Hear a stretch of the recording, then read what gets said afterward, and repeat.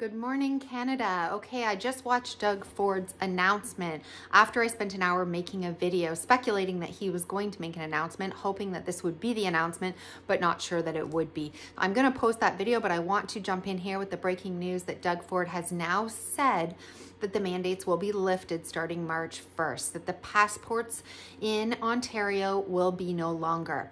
So let me break down what I think about Doug Ford's speech, okay? He hit a few points and I want to talk about that here. He hit a few points that his state of emergency was necessary and required, and I do think that it was a tactic on the part of the government to try to spin a narrative in their direction.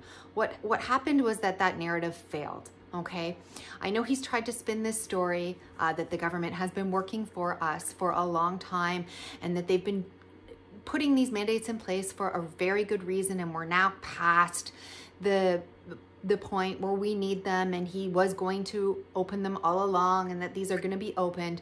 But I think, as you'll see from my video, that he had a lot of pressure coming to him of the pictures that surfaced on him this weekend, as well as the private video recording that you'll find out in my video that surfaced. And I think he pretty much had to come out with this statement this morning. Okay, so there's three important pieces of information in this speech today. One, that he's going to be lifting the mandates starting March 1st. That means all vaccine passports, limits, capacities, everything lifted. So this is fabulous, amazing news in the fight to keep freedom. This is amazing, guys. The second thing that he wanted to spin the story, he wanted to continue to spin the story that these protesters are unlawful. This didn't come about, his decision didn't come about because of the protesters, and all his state of emergency was necessary, required, and that the police, are going to continue to act out against these violent protesters, where if you watch my video and boots on the ground, that is not happening. These protesters are not violent, and this decision came solely from everybody who supported this movement and stood up. This is why we're seeing the action on the part of the government. So I know that they say, let me be clear. And whenever a government official says, let me be clear, that there's a spin factor behind that. The decision to end the mandates was solely because of the pressure coming from the people. The voices were heard. And so everybody who stood up to have your voice heard, this is the result. We are getting what we want.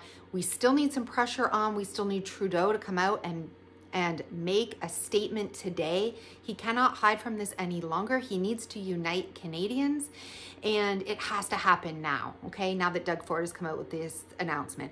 And lastly, Doug Ford, of course, did try to spin it in his direction. He knows he's got an election coming up this June, and he tried to spin himself in a positive way, and there was a lot of, the political speech writers that you could see in there, their influence on spinning this story in the direction that Doug Ford is our hero. He's saved us from all the deaths and diseases over the last 2 years, and now he's the hero for lifting the mandates and saving us from these violent protesters. And there was a whole spin and narrative on it, but the people who really know the truth can read between the lines. The people's voices have been heard.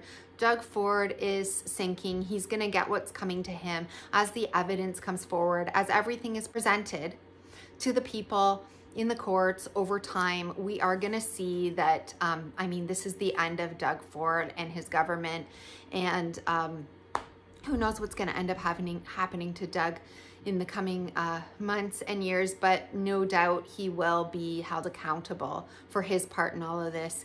And so I think that, he's trying to do his spin so that doesn't happen, but we all know he cannot get reelected. He won't get reelected.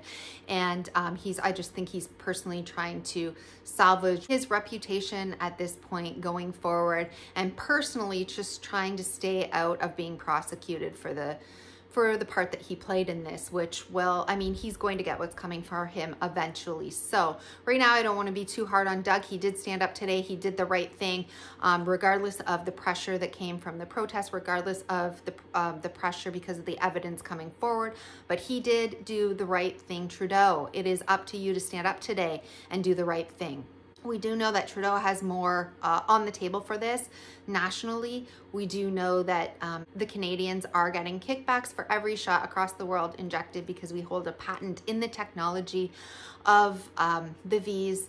And so we do know that this is a financial driven decision from Trudeau, and he's got a lot of pressure coming from the World Economic Forum. And so we don't know exactly what he's going to do or say, but we hope that he just says something that will not continue to divide the country in ways that may be beyond repair, and particularly digging himself a much bigger hole, because again, Trudeau will ultimately get what's coming to him as the evidence surfaces, and that may not be for months or years, but this will come. So I hope they all do the right thing to do today, stand together in solidarity, unite this country, put an end to this madness. And for everyone who supported the truckers, for everyone who stood up for civil liberties and freedoms, your voices have been heard. We see today that this does and has worked, no matter how they try to spin this story. We need to make sure that laws are put in place that this can never happen again. We need to make sure that every free country is freed worldwide. We need to make sure that the people in power cannot overreach in this way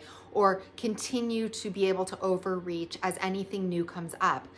We have to take back the power. We have to write in some laws into the Constitution, into the Charter of Rights. All of this is going to have to come and be amended in the following months and years. And I believe it will be, but for right now, this is a win today. So I'm going to play my video, and hopefully we'll get another update today when Trudeau comes on. Good morning, it's Lisa with Lisa Heal Yourself, and today we are going to continue to talking about the truckers' protests. We're going to talk about Ford, we're going to talk about Trudeau, we're going to talk about what countries are doing worldwide, and we're going to talk about what's happening. So let's get the latest scoop. It's Valentine's morning, and I want to give you an update what's going on.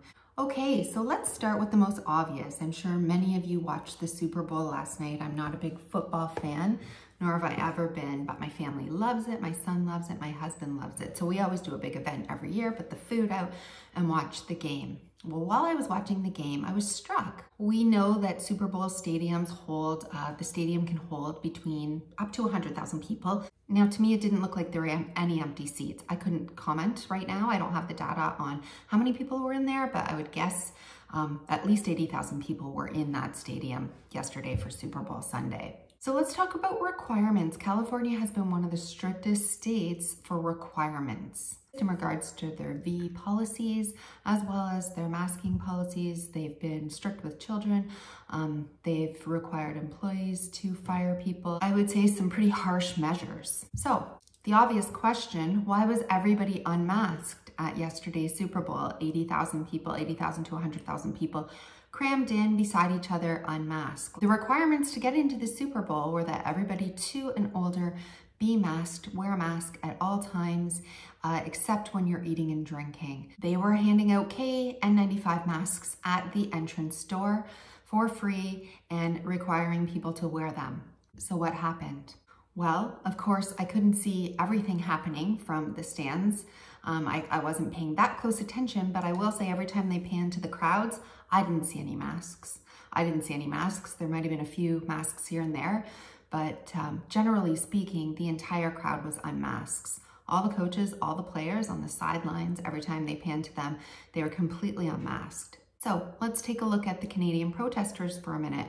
Also, we've had 3 weeks of this Canadian protesters, almost 3 weeks, and people being in Ottawa together. We've had varying degrees of number of people on a daily basis, the weekends being the most packed. And anyone who's watching real news, and I say real news because we all know Global, CTV, all the mainstream media news is showing what the government's asking them to show. But if you're watching the live footage, the live feeds from Ottawa, any of the people on the ground actually doing the filming, the boots on the ground type scenes, you will see all the dance parties happening every Saturday night, the big dance parties, the crowds hugging, everyone, you know, crammed in there, loving each other. I mean, these dance parties look fun, they look wild, they look exciting, and everyone's in a great mood. It's like a great big outdoor music festival. By the thousands hugging, crammed together. So let's take these two events separately and let's look at just masking for a minute. So I'd like to see, I think that if the health agencies and if the governments are doing their job and they are being truthful, which they claim to be, then I would like to see the result of how many cases and deaths come from these events. So far, people have been in Ottawa for nearly 3 weeks now, quite enough time to spread, catch, and transmit the virus. But we haven't seen any direct correlation coming out of any hospitals across Canada yet from saying that these people had attended the protests. They were in the ground on Ottawa, and they're now all catching the C word and they're all dying. We haven't seen any of this data coming out, so I would be interested to see how many people now in the next few days are flooding to the hospitals, catching the C and dying. What is the death rate to the people who were all squished in unmasked at the Super Bowl? And I don't think that that's a very easy study to do. It's an easy scientific study to do. We have 80 to 100,000 people. This is large enough for a group of a study. How many of those people who are unmasked, crammed in together, actually catch this virus, and does that lead to hospitalizations and deaths? That's a very large population study that we could be doing over the next week. I'd like to see that study being done. Do I think it will be done? No, but that's an easy study to do, and it should be done. Particularly in California, who's been relentless on the V's and the masks, and relentless on firing people. We're getting rid of nurses. We're getting rid of anybody who's not following orders. And so I think it behooves this state to do the study, to submit the data on what's actually happened over this last weekend. You will notice last night in the halftime show, we saw Eminem do his iconic Lose Yourself song at the end, and he took a knee. That was a nod to Kaepernick because he doesn't want to stand up for a flag that doesn't represent equality. The national anthem should be supporting Black lives, and instead they are oppressing them. So when Eminem took the knee, it's also because him and the fellow rappers up on the stage have felt heavily censored to make any of their own political statements. They think that the United States right now is dividing, which all countries are dividing right now. Okay, so the NFL specifically told Eminem that he could not kneel during that performance, and he did kneel. He kneeled for 1 whole minute in defiance. So do I know exactly why Eminem kneeled? No, but I have a feeling it has to do with against the police, going against the police in this particular instance, as well as going against authority, standing against censorship in general, and not being allowed to make your own political stand without being censored. I also think he was taking a stand against political overreach on what's going on, and also the police's state involvement on getting rid of these protesters, shutting things down, and everything going on politically that's dividing the country right now. So I think that's what that knee was about. I can't be certain, of course. I don't know what was going on in Eminem's head, but I think this will all come out in the coming days in the news. In Canada right now, we see protesters who are singing the national anthem. We see protesters who are waving the Canadian flag. We see protesters standing up for being true, north, strong, and free. And right now, what we have, I believe, in my opinion, is an oppressive government. We saw Ford, we saw Trudeau really taking a stand against this protest, against these protesters, calling them names, dividing. They haven't been boots on the ground. They haven't been down there. They haven't not seen the love and the peaceful protesting. And these people want and deserve to be heard. And we see a government that is going against the Charter of Canadian Rights. So Canada, today I think is going to be a big day. I think we're going to see speeches from both Ford and from Trudeau. I think they have to address the nation today, specifically with the state of emergency that Ford called on Friday in Ottawa. Let's give a quick overview on what happened after that state of emergency was called, and Ford called for police force to be used after midnight on Friday. So let's break down what exactly happened, not from a news perspective, because if you're still watching CTV, if you're still watching Global, if you're still watching mainstream Canadian news, you're not doing yourself a favor because you aren't getting the real story. You're not getting the real details. You need to be watching. I mean, these journalists are bought and paid. They're funded through the Liberal government. So of course, they're working hand in hand with the government, and they do have to report. It's not really news, it's propaganda. So if you do want to get an unbiased, newsworthy look at what is happening, you really do need to look at the independent journalists now. All the independent journalists who are covering this story, including just regular old people who are boots on the ground, filming everything and uploading it. It's amazing in today's age with technology how fast things can be filmed, uploaded, and everyone to see unfiltered, unbiased, without any news slants, and you can decide for yourself, which is what I like best. Okay, so what happened over the weekend, as far as I can tell from watching various independent media sites, is that Ottawa has held the line. Ottawa has held its ground. Nobody moved out of Ottawa, and Ottawa has remained peaceful. The police in Ottawa haven't become violent with the protesters, and the protesters have not become violent with the police. Everything seems like it's being held perfectly in place with peace, love, unity. There's a lot of speeches going on. Flag waving, dancing, hugging, love, unity. There's not much to report except for these people did not move out. They did not heed Doug Ford's warning, and they've held their ground solidly, standing in Ottawa to be heard. So what's happening at the Ambassador Bridge? So the Ambassador Bridge is really where all the focus was Friday and Saturday. We saw the police force come in. From the drone footage that I saw, it looked to be about 200 to 300 police officers in total. Again, it's hard to tell. This is an estimate from what I could see just with my own eyes from these videos. So what we saw happening is the police forming a line on one side and the protesters forming a line on one side. It was actually pretty beautiful to see the protesters. What they did was they linked arms. They sang the Canadian National Anthem, they said prayers, they linked arms to show, and the linking of arms shows we don't come in violence. We are holding hands, we're coming in peace, we're together, there's no weapons in our hands, we're here together, we're all together, one for all. So that shows that they're very peaceful when they do that, when they link arms, and they made a line. The police also stood, they didn't link arms, but they stood opposite in intimidation and backed them up with their weapons. They backed them up with their force. So they were able to back them up. Of course, these protesters were not violent. They didn't cross the line.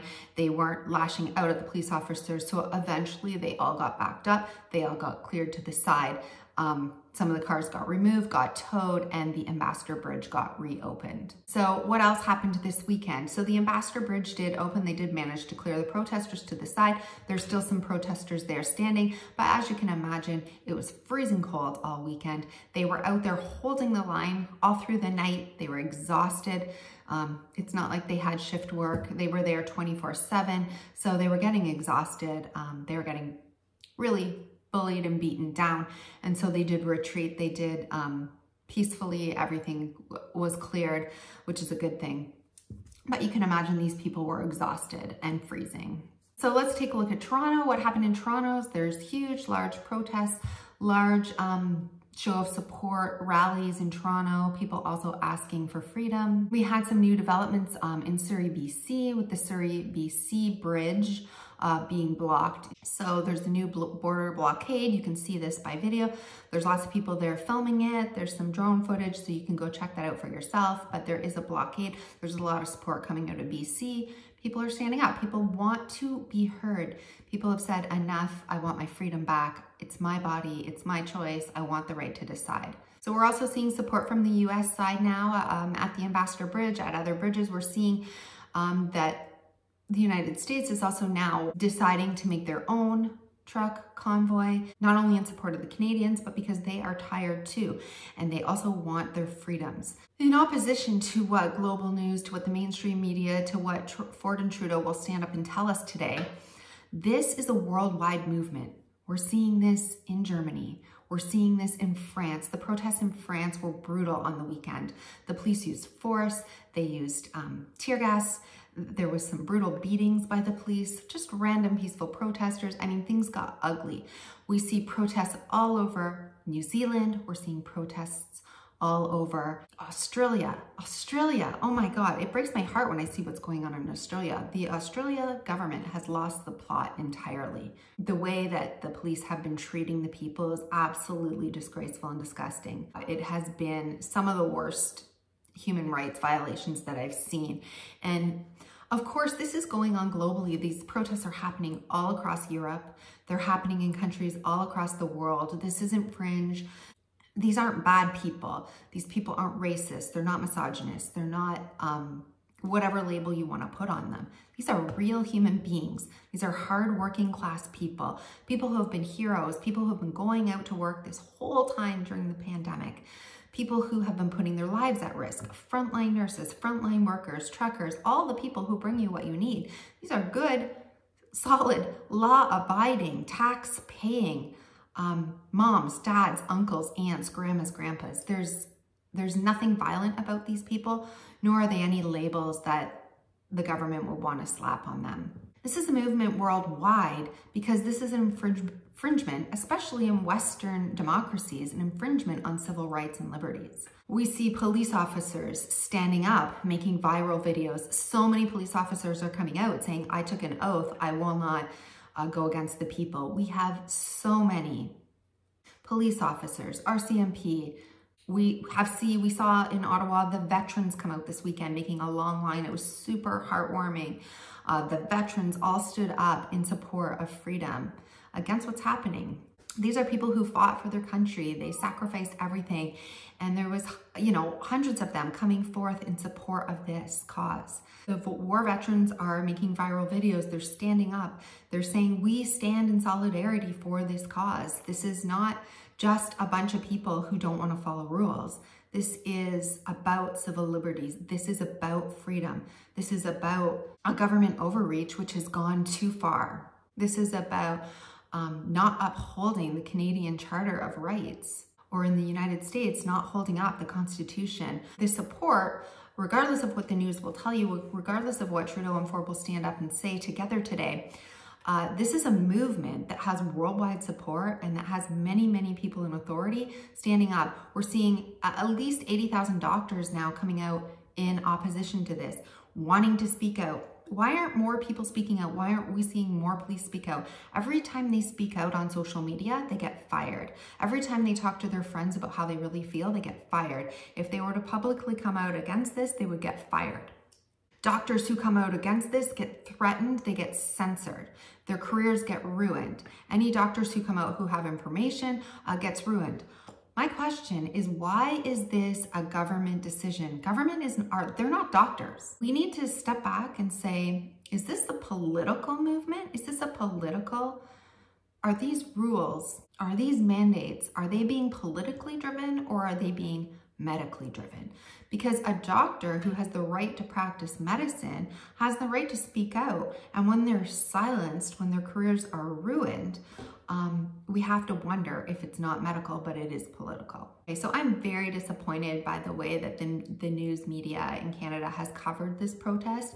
I think this is just showing, if anything, they have been worried about their viewership and their numbers for a long time now, especially with social media, with YouTube, with other ways of getting your information and getting your news. And I think that people are waking up, people are seeing what's happening. It doesn't take a genius to turn on global news to see what they report and then actually go boots to the ground to see what's actually happening there and see the completely different world that's being broadcast and shown.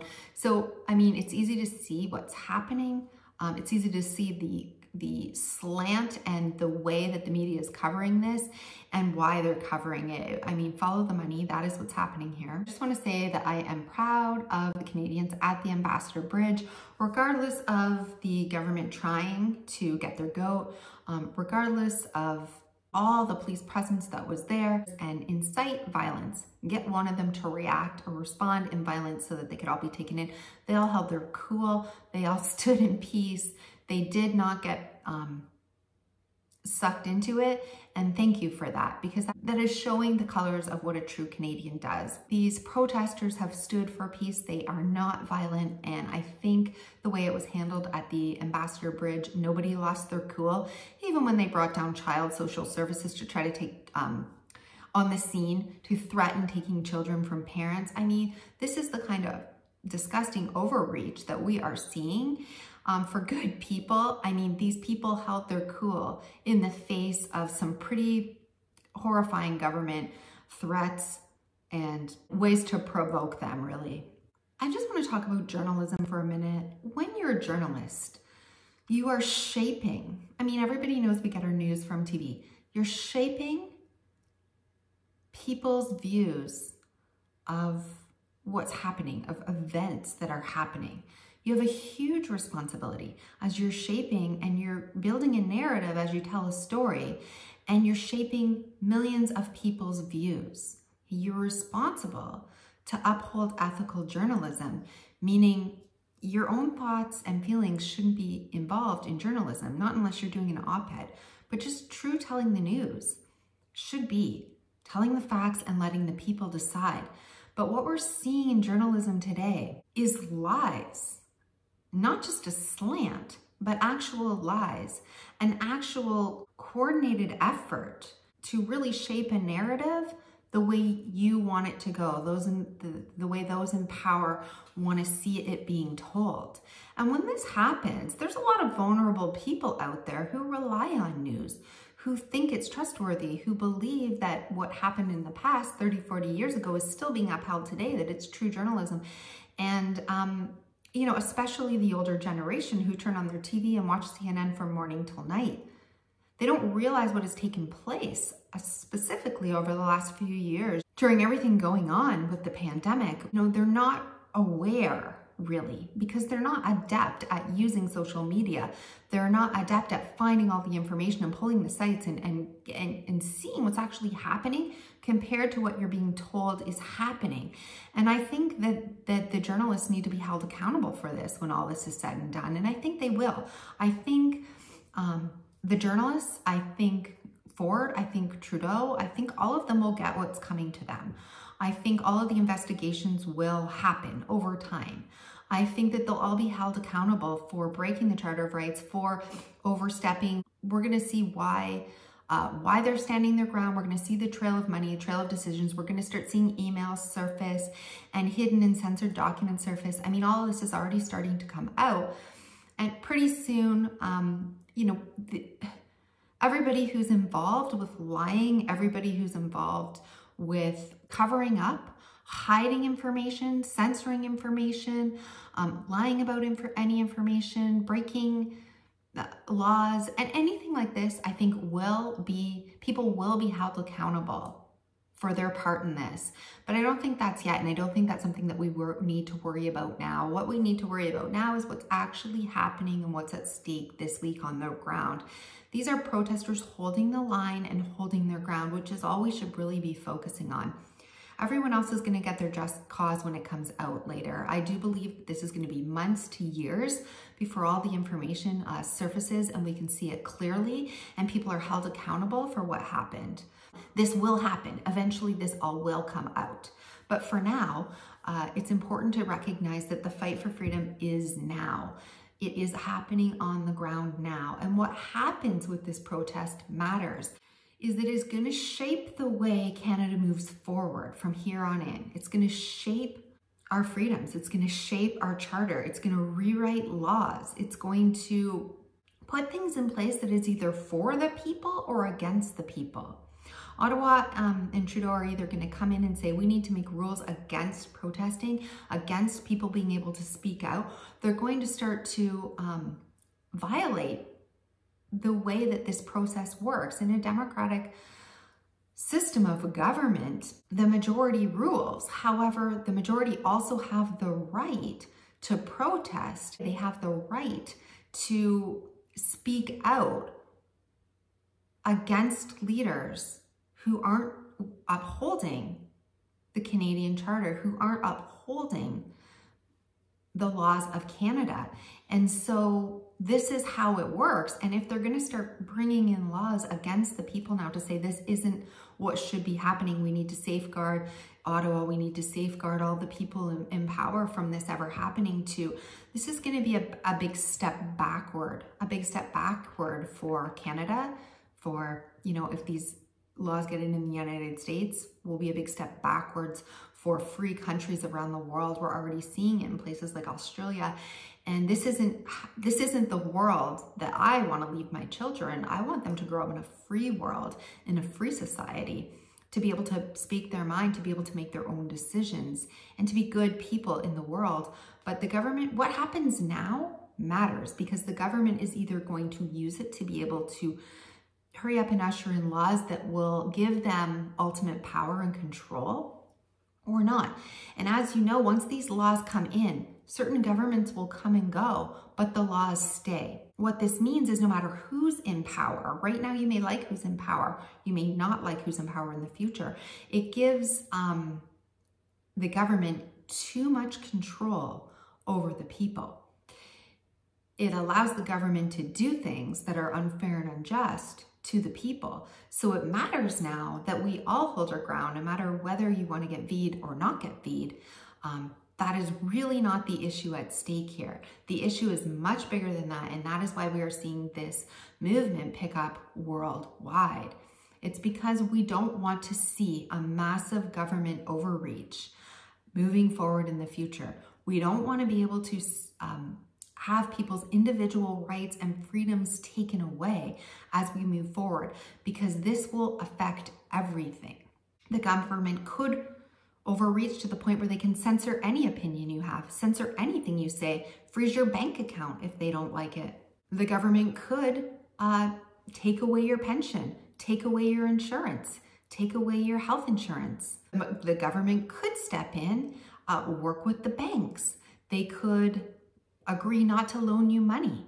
I mean, the overreach that could come out of this, if we're not careful, if we're not awake, if we don't see, could be so detrimental to free countries around the world that we will be heading into communist territory.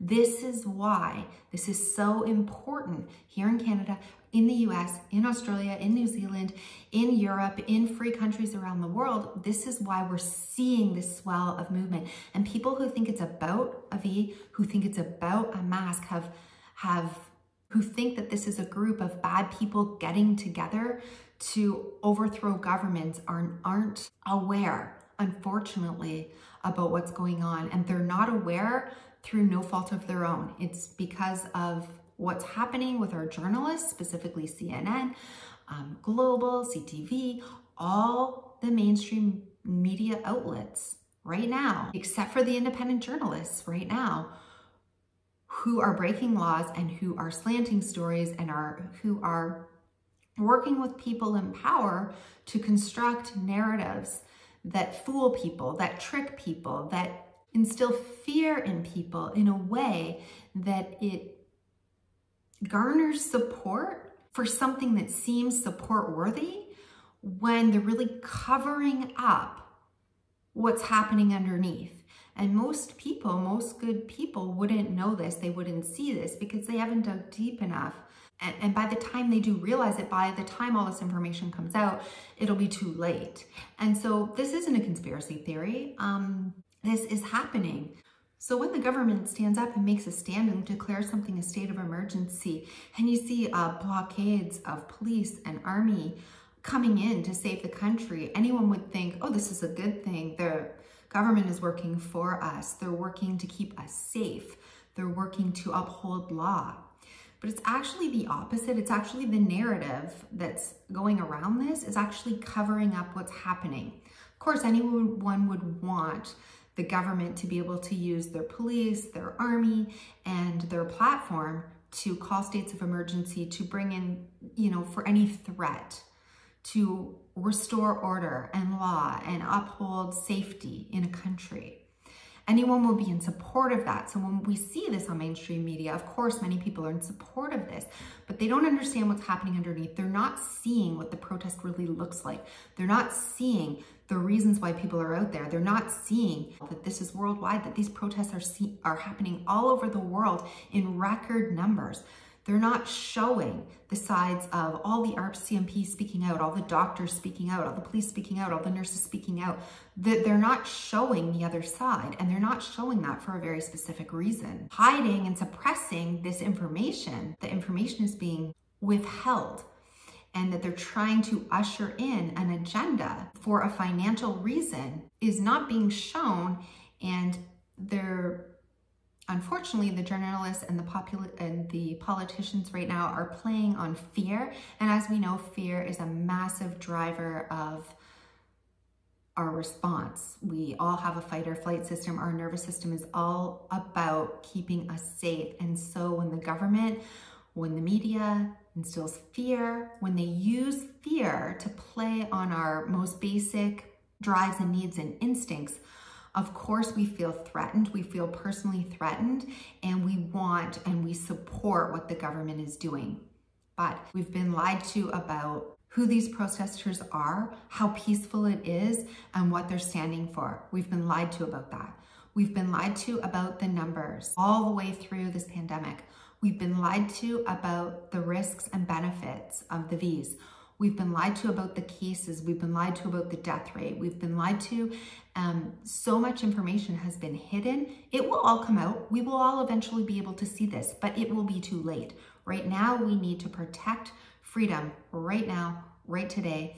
I believe today that we're going to see Ford, we're going to see Trudeau come out with statements. I certainly hope that they're going to be statements that say that they want to listen to the people, they want to sit down with the people, they want to try to unite Canada, they want to end the mandates, the unethical mandates, and they want to bring the country back together. I think they're going to try to continue to get support of the country, but it's crumbling. It's crumbling, the narrative's crumbling as evidence comes out, and it won't be long before they can't hold on to this tight grip of control that they have, and truth will rise. Truth always rises. So we will eventually see all of this come to light. And we are already seeing it come to light right now. And I want to talk about the anti-protesters for a minute there. I don't understand about the anti-protesters, okay? So they're out there protesting against the protesters. Who are these anti-protesters? Why would you form an protest? It doesn't make sense. Number one, the protesters are there saying that the city of Ottawa has been overrun with protesters and they think that the protesters should leave. So forming your own protest makes no sense. That is just making more people there in Ottawa, more people there with signs. It's really ridiculous to go down there with a sign because you think people who are down there with signs should leave. So that makes no sense. The other thing that makes no sense about the anti-protest movement is who's out there protesting against people wanting freedom. What is your message? You don't think the people should be able to allow to choose what to put in their own body? You don't think the people should be allowed to have free choice? You don't think the Charter of Rights should be upheld?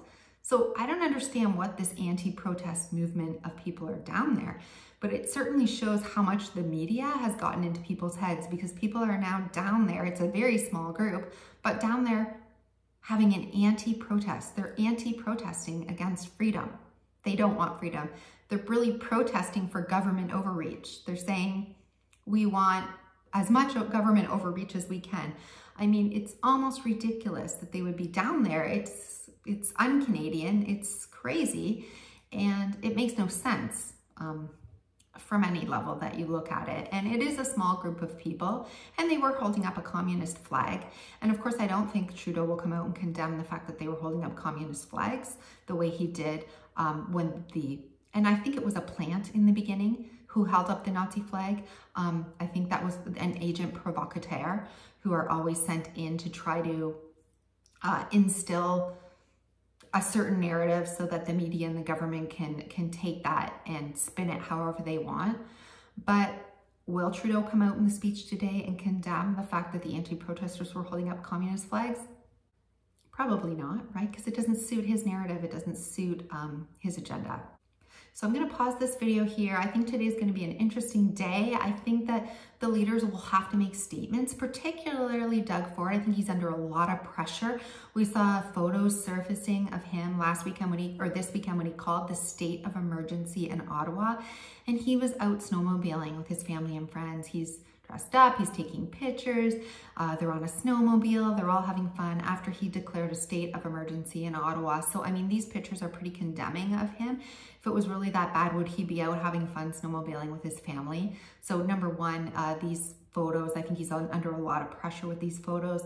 Number two, the private video recording, the voice recording that was caught and played on air after the press conference of him telling the reporter that, I don't have the clip, you can go search it up, just look, private recording after his press conference. So there's a recording of Ford after the press conference in private telling a journalist that, yes, you know what, we're going to end all these mandates. This is all going to end.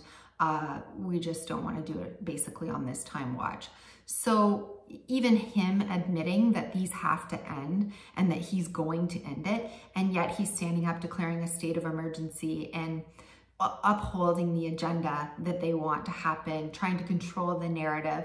I think the private recording that got out, along with his pictures of him snowmobiling, I think he's going to have to answer these questions today. Do I think he will answer the questions? No, but I think there's a lot of pressure on him.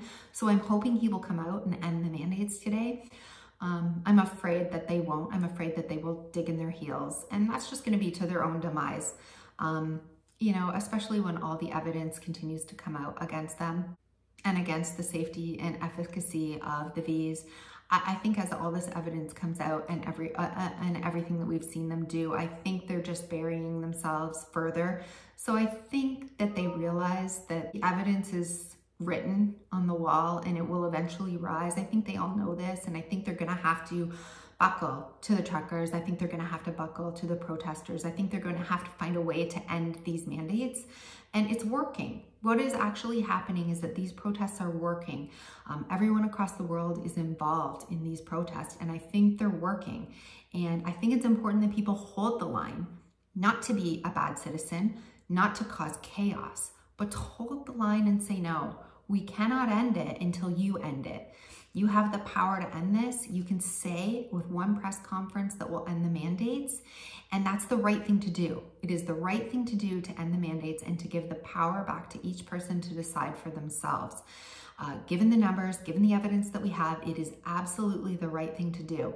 So will they do the right thing today? We will wait with bated breath to find out, and I will update you once we get an update, which I believe must be forthcoming after everything that happened this weekend from Doug or Ford or both. As we see that today, I'll probably be back with an update. I know I haven't done many health videos lately, but I just think that what we're fighting here for now, for health, freedom, for the rights, for informed consent, to make your own health decisions. I think that this is the most important fight of our time, whether people realize it or not. And I think it's important to take a stand now, because if we don't, we could lose these rights. And once lost, they may never be given back easily. You may never get the right over your own body again. And I don't think we as citizens can let this happen, that we need to have informed consent with every medical decision that we have, that we need to have our own ability to make our own decisions, and that we need to be given the benefits and risks clearly, and we need to be able to make that decision for ourselves. We have to have autonomy over our own body. We have to have control over our own body, and overreach and laws against that is violating human rights at a basic level. And I don't think countries, particularly free Western countries around the world, can allow this to happen. And that's why this movement is so strong. That's why this movement is has so much pure support behind it, because it's coming from a good place. It's coming from a place of wanting to put things in place for generations to come that are the right thing to do. It's wanting to protect our youth, protect the generations coming up, and making sure that they have freedom and control over their own bodies as we go forward in this world, this pharmaceutically driven world and this technologically driven world. And we never want to lose the power over our own bodies. We never want to give somebody the right to put microchips in our body or technology in our body, or we don't want things to turn into transhumanism, which, I mean, the world and the tech companies are already working on. We cannot give away rights over our own body, or on a much bigger picture, humanity as a whole would be in big trouble. So again, this has been a long video. I know it wasn't health related today. We're following the story because it's such an important story and it matters so much to health and healing and longevity and keeping your body safe and your children's health intact. And it matters so much. So I urge you to find out the truth. I urge you to dig a little deeper and look for the truth, and to stand up for freedom, to stand up for informed consent, to stand up for the Charter of Rights, to stand up for the Constitution, to stand up for what matters, and to stand up for future generations, yourself and future generations. So I'll be back after today's update if we get one. And I'm really praying that things go right today. I'm really hoping that we have enough truth now that has risen, that the tides are turning as places are unlocking. And I hope Canada will do the right thing. I pray that Canada will do the right thing. I pray that they will come to the table and talk. I pray that they will look at the evidence. And I pray that they won't stand up today and continue to further divide this country. I'll see you in the next video.